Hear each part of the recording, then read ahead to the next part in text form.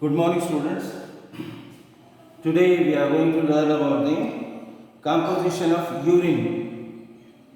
Urine is the waste material which is passed away by the excretory system to the exterior.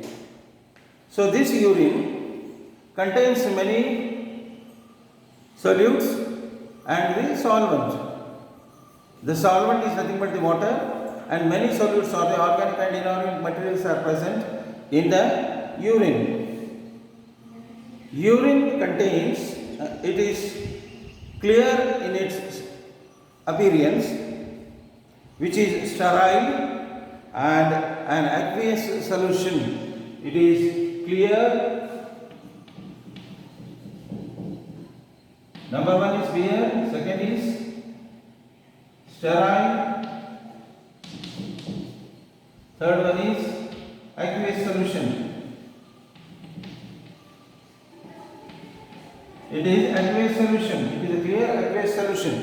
So, in its appearance, urine is very clear. It is clear one, and it is an aqueous solution.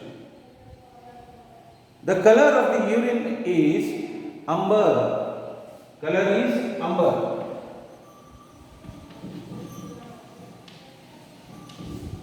Light brownish.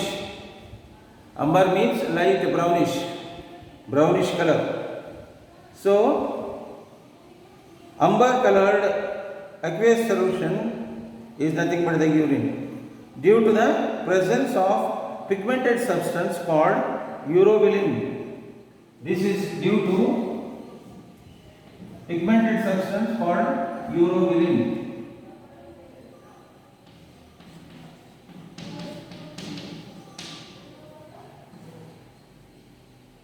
So urobilin is present in the urine, which gives the color to it. The amber color is due to the presence of urobilin substance. Now, second point is urobilin is generated by hemolysis of electrolytes and brought to the kidney for excretion. The urobilinogen present in the blood stream of kidney is converted to urobilin and excreted out in the urine. This means that urobilin is generated by hemolysis of erythrocytes. When the erythrocytes or the RBC cells they die, the heme should be taken out from the cells. The heme comes out from the cells, and this is called as hemolysis. Hemolysis means separation of the heme from the dead erythrocytic cells, and this is in the form of urobilinogen. Urobilinogen. So this urobilinogen is converted into urobilin in the kidney. In the kidney, when it comes along with the blood stream, it is converted into urobilin and excreted out. So this gives the color to the urine, amber color, light brownish color. So this is due to the urobilin, which is produced by the hemolysis of the erythrocytes and brought to the kidney in the form of urobilinogen. So in the kidney, the urobilinogen is converted into urobilin and excreted out. So this is about the color of the urine and the nature of the urine. Now, what are the components present in the urine? Before that, the specific gravity of urine is about 1020 to 1030. Then pH is pH is 6, around 6. A healthy adult passes urine about 1000 to 1500 ml per day. 1000 to 1500 ml per day. It means 1 liter to 1.5 liters per day. The healthy human being passes the urine about 1000 to 1000 ml, 1500 ml per day, that is 1 liter to 1.5 liters per day. So, now the next one is composition. What are the materials present in the urine? You have to study. Water,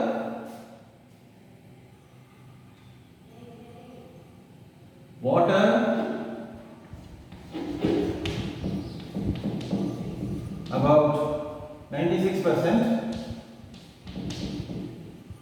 urea 2%, then uric acid,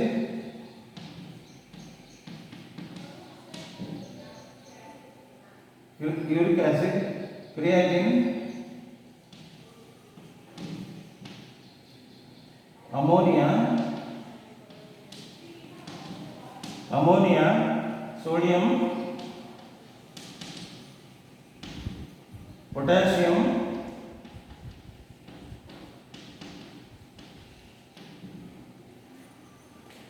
chlorides,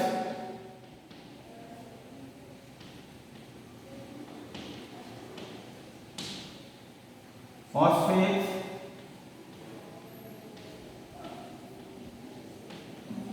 and oxalates.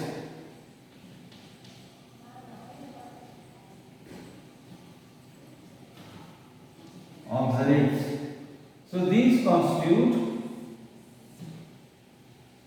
2%, 96 to 200. So the urine contains the following solid materials. This is a solvent, that is a 96% of water, in which all other constituents are present. Urea is about 2%. Uric acid, creatine, ammonia, sodium, potassium, chlorides, phosphates, oxalates, all these contribute only 2%. So this 2% and 96% becomes 100%. So water is a solvent in which all these solutes are dissolved, urea 2% and all these things. So this is the composition of urine. Now coming to the water balance.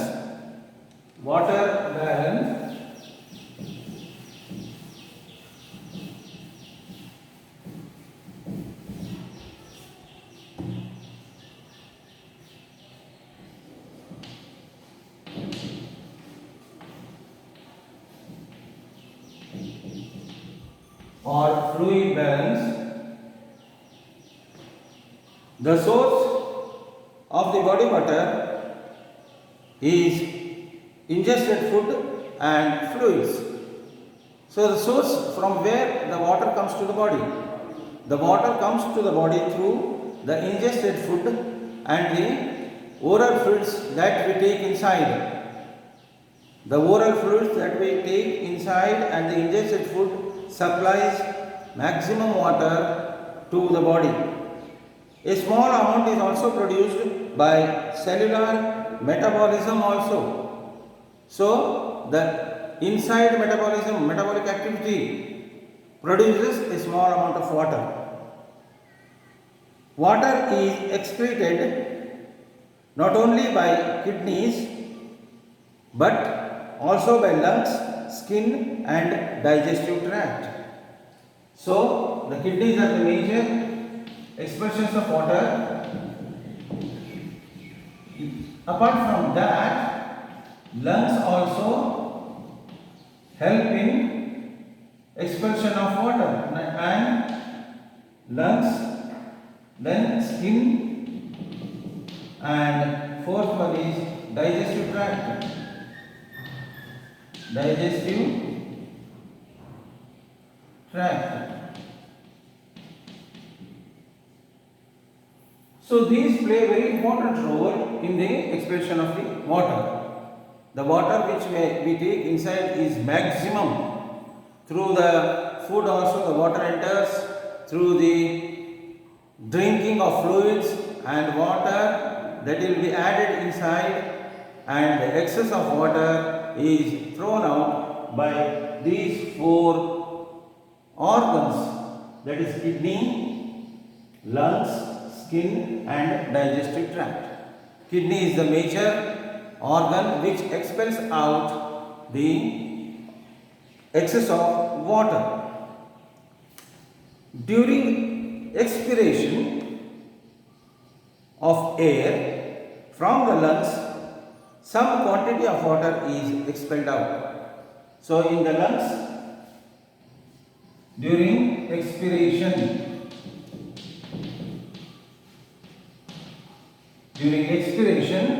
ಉಚ್ಛ್ವಾಸ ಹೊರಗಡೆ ಹಾಕುವಾಗ, ಗಾಳಿ ಒಳಗಡೆ ಬಂದಿದ್ದನ್ನು ಹೊರಗಡೆ ಹಾಕುವಾಗ, that is ಉಚ್ಛ್ವಾಸ ಅಂತಾರೆ ಅದಕ್ಕೆ. So expiration, during expiration some amount of the or some quantity of the water is thrown out, and in the skin water is expelled out by the skin in the form of sweat, in the form of sweat, bevaru,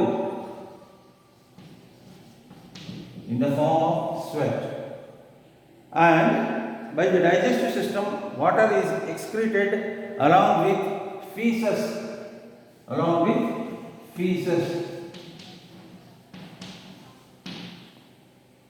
that is the waste material coming out through the anus.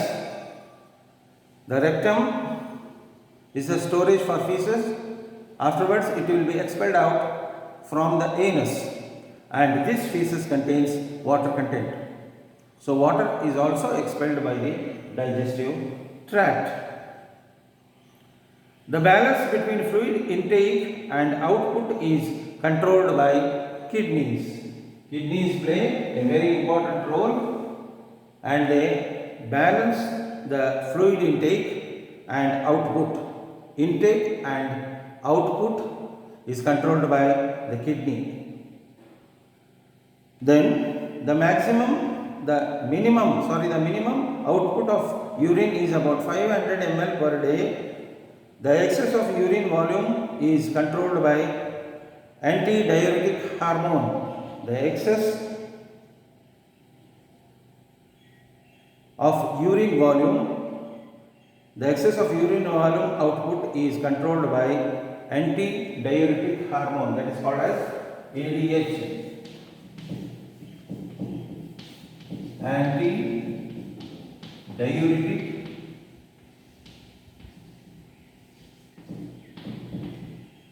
hormone,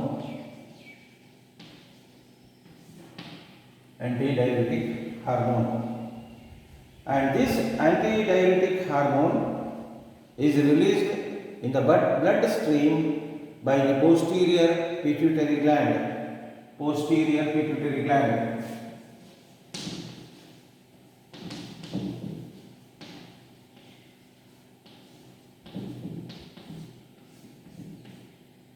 So the ADH is released by the pituitary gland, which is an endocrine gland.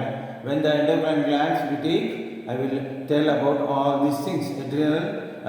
Pituitary is also one of the important master gland of endocrine system, and which produces the ADH, antidiuretic hormone.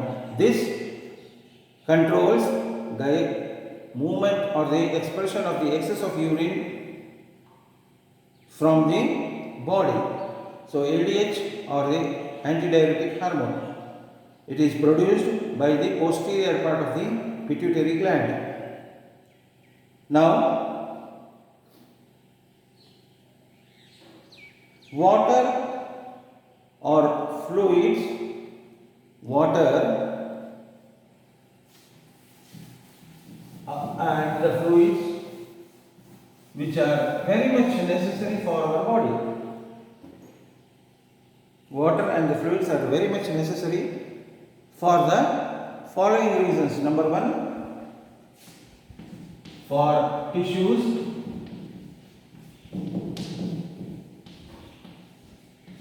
then for blood formation, for blood and lymph, and for lymph. For the formation or for the development of the tissues, water is necessary. For the formation of the blood and the lymph, water is also necessary. So for that purpose, 2/3 of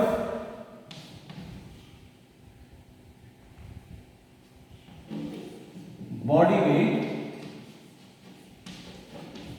is water.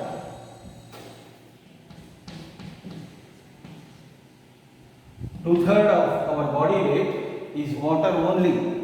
So much water is present in our body. It constitutes about 2/3 of its body's weight. So body's weight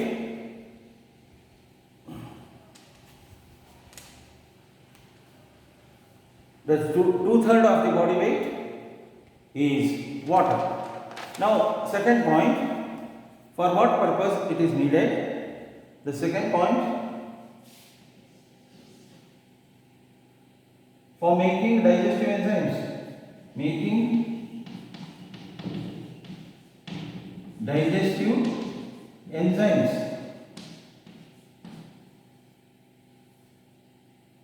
And lubricating fluids.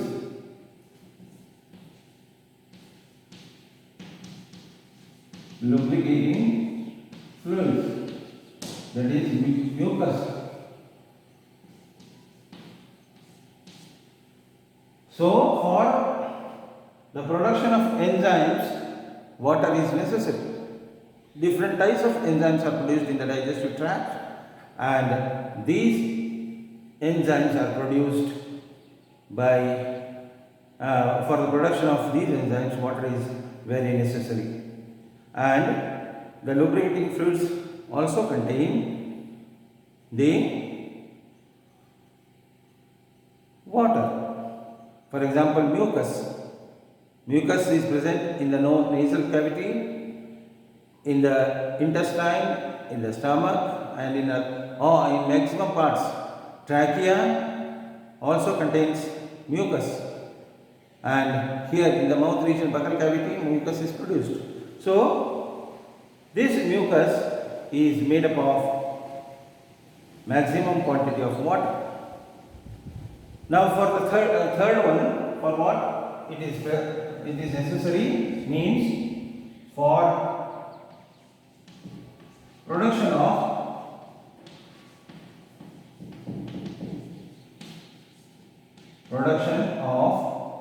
sweat, to cool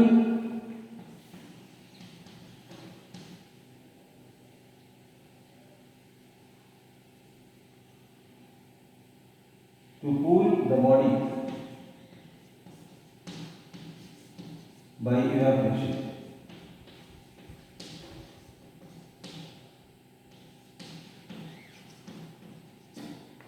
So water is necessary for the production of sweat, which cools our body by evaporation. By evaporating from the skin, it cools our body, that is the sweat. And for the production of sweat, water is must.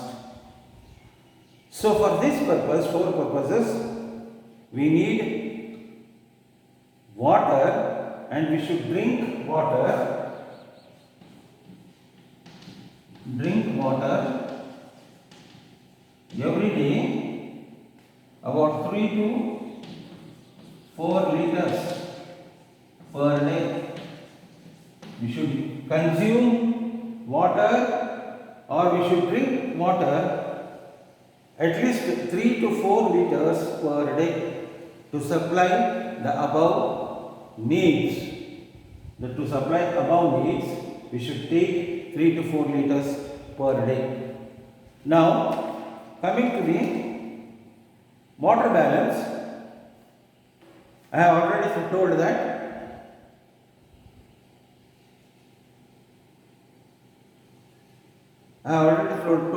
ADH, that is the antidiuretic hormone which is produced by the posterior pituitary, controls the urine output. How it controls? What is the mechanism takes place in the control of the water, excess of water movement and the working of ADH? We learn about that also.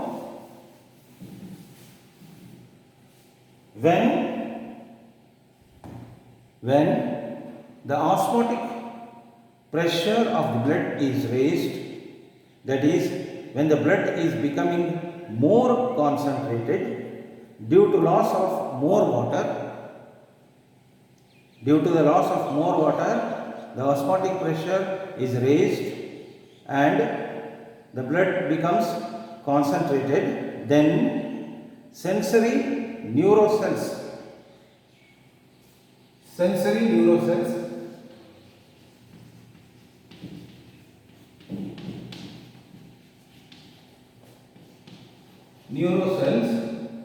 they are called sensory receptors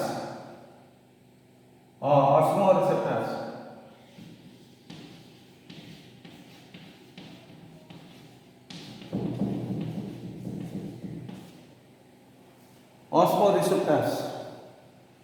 These osmoreceptors of the hypothalamus gland.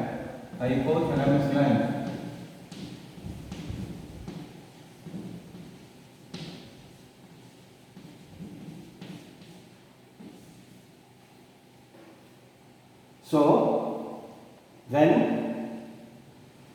more water is lost through the kidney, then the osmotic pressure of the blood rises and the blood becomes more concentrated. Then sensory nerve cells called osmoreceptors of the hypothalamus gland stimulate the posterior pituitary. They stimulate the posterior pituitary.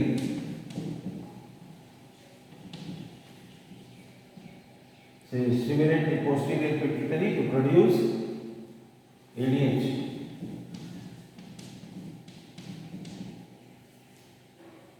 Posterior pituitary gland to release ADH.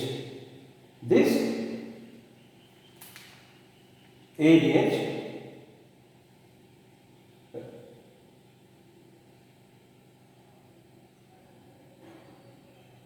as a result, or this ADH increases the selective reabsorption process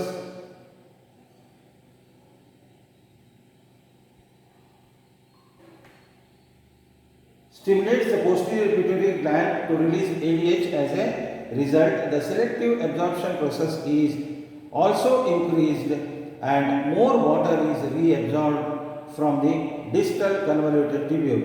This acts on the DCT, distal convoluted tubule, for reabsorption.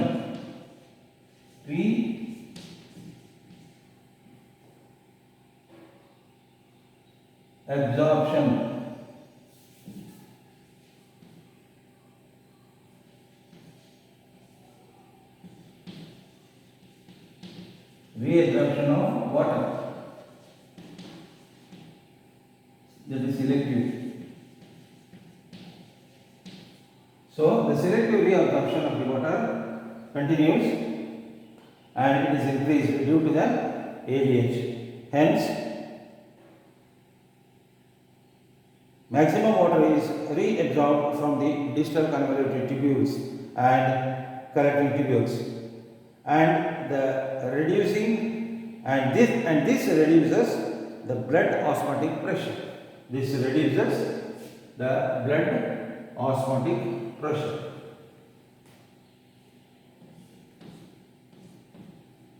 Blood osmotic pressure.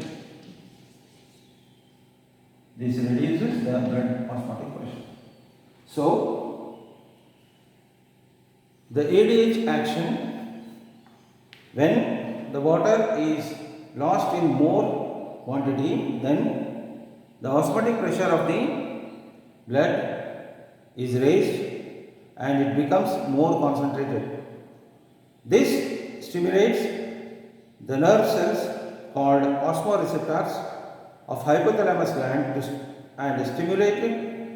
to stimulate the posterior pituitary gland to release ADH.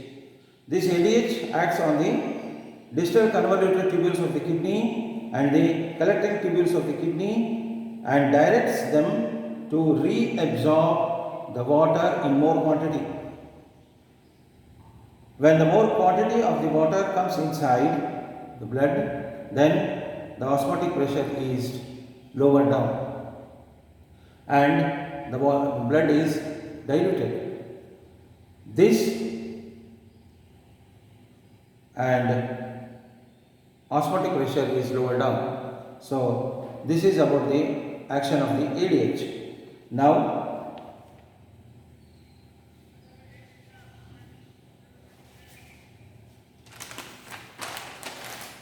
coming to the electrolyte balance. Electrolyte balance, the solutes present in the urine or the solutes which are present in our body, they are also balanced. They are called as electrolytes.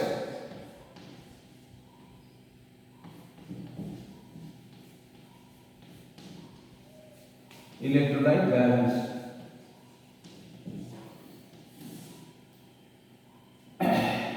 So changes in the concentration of electrolytes in the body fluid is due to the change in one body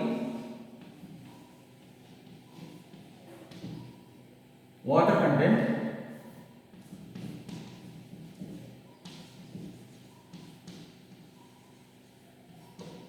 then second one is electrolyte level.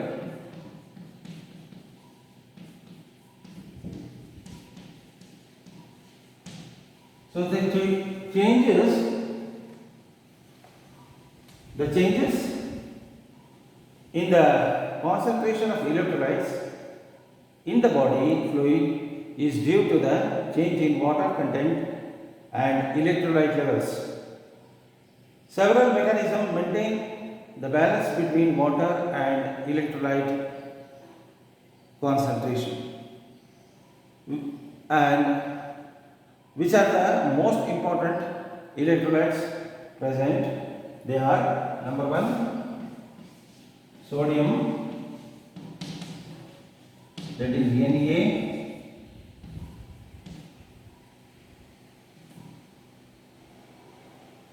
which is positively charged,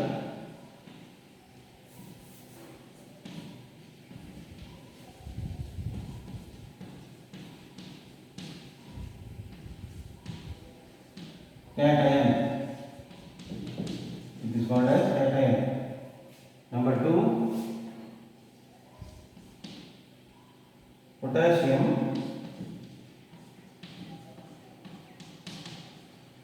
This is Ka,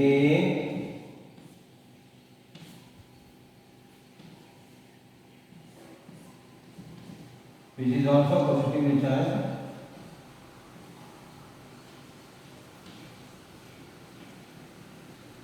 Cation. This is also a cation.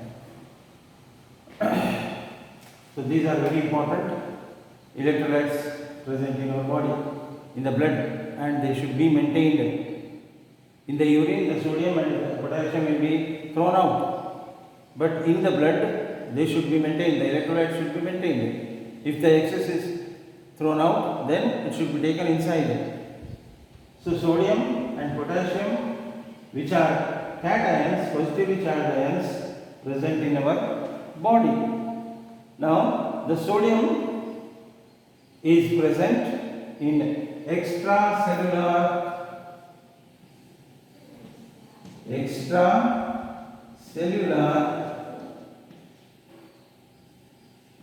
portion. It is extracellular and this is intracellular.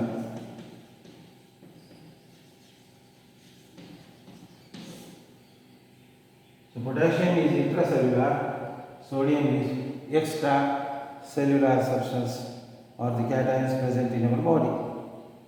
Now, the sodium comes from food intake and common salt. The sources of sodium is the food which we intake. When we intake the food, when we eat the food, along with the food, the sodium is gone, will be engulfed or it will be sent inside our body. And apart from that, we use the common salt in our house. Common salt, NaCl.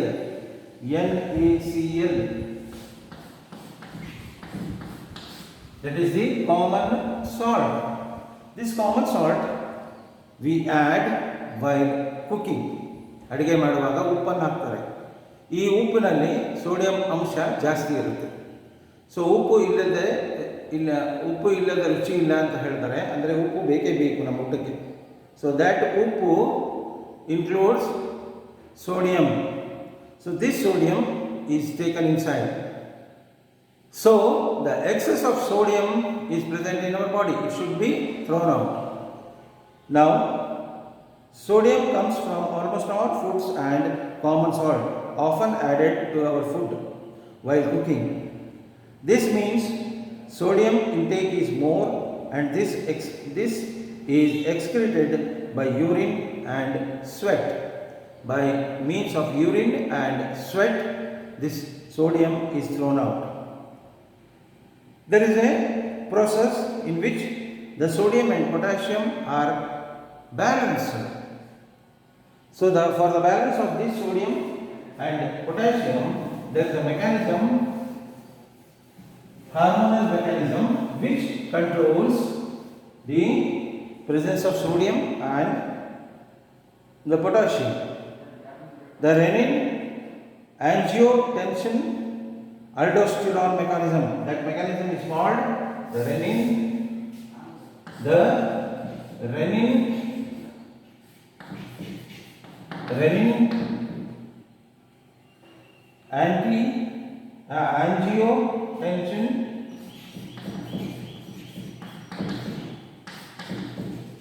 angiotensin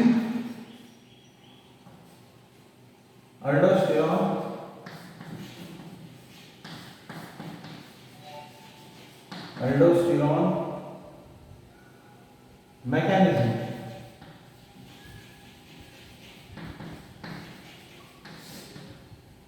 So the renin angiotensin aldosterone mechanism controls the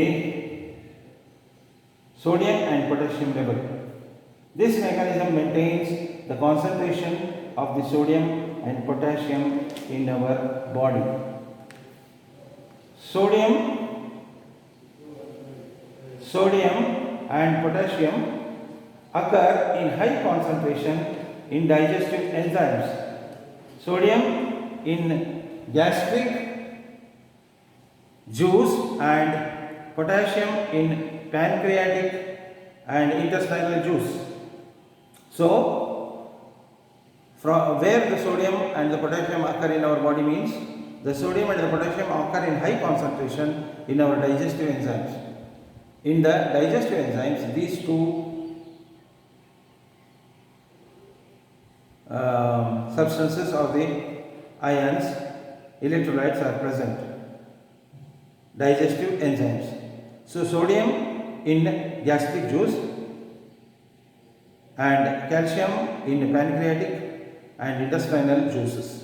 So in this portion these two are present. Normally these ions are reabsorbed by colon in the digestive tract. In the digestive tract only they will be reabsorbed. Little bit of these electrolytes or ions are reabsorbed.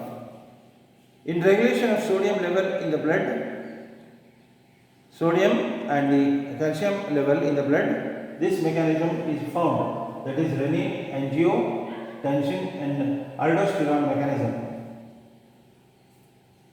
What it means? What is the mechanism? Now, when the blood pressure and the blood volume comes down, when the blood pressure and blood volume comes down, when this comes down, blood pressure and blood volume comes down,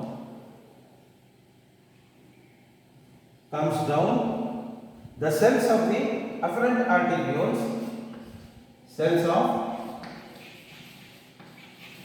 afferent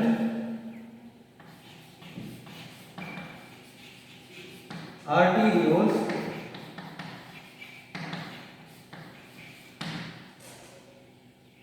produce renin enzyme,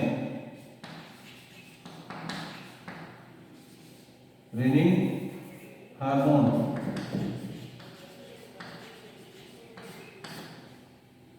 So the efferent arterioles which are present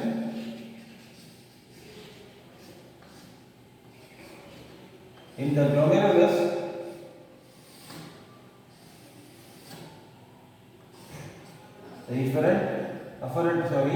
afferent arterioles